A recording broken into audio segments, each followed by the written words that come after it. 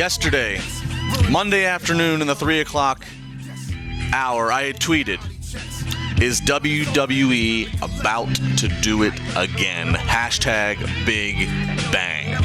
Well, I'm here this morning to say that it's very possible they might do it again. It first started over a week ago when the New York Post had made a report, had made note in a report that WWE has actually put a bid in to purchase TNA Wrestling. A lot of people started wondering and chattered about that possibility. It's always been a hypothetical over the last decade. I had reached out to WWE last week, and they had responded and simply said that they respectfully decline. Well, I was happy they responded with something, but it got me raising my eyebrows, the fact they respectfully declined. Why not just say, no, we're not? But they didn't dismiss it. Anyways, fast forward now a week later.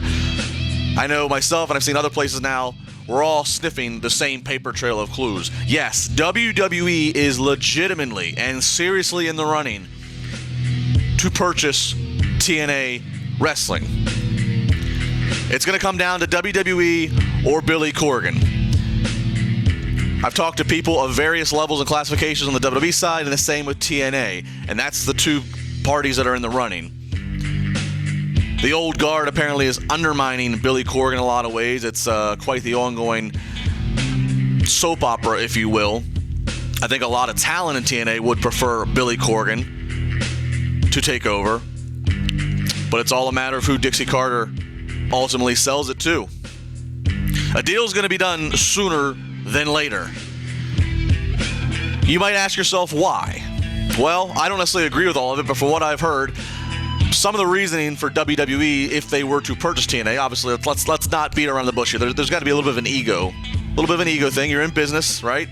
But the talent pool, they would like to, again, deepen the talent pool. Talent is the most precious commodity in the business they are. You got to have talent, and talent and characters expiring with the audience, with injuries.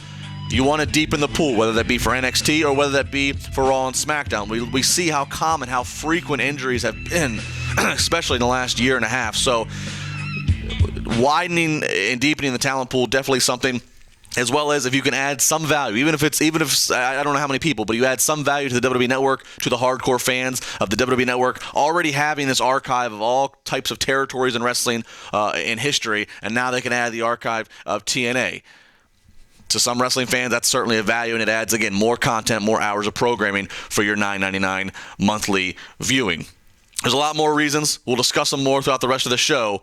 Whether or not WWE is actually going to do it again, whether or not they are going to conquer their competition, we'll have to find out. But I have a feeling by this time next week, we'll have many more answers. And just the fact that WWE is in the conversation to do it again, well, ratings or no ratings, high, low, like the product, don't like the product, you cannot deny that WWE constantly is a giant in the world of business and professional wrestling, sports entertainment, whatever you want to call it.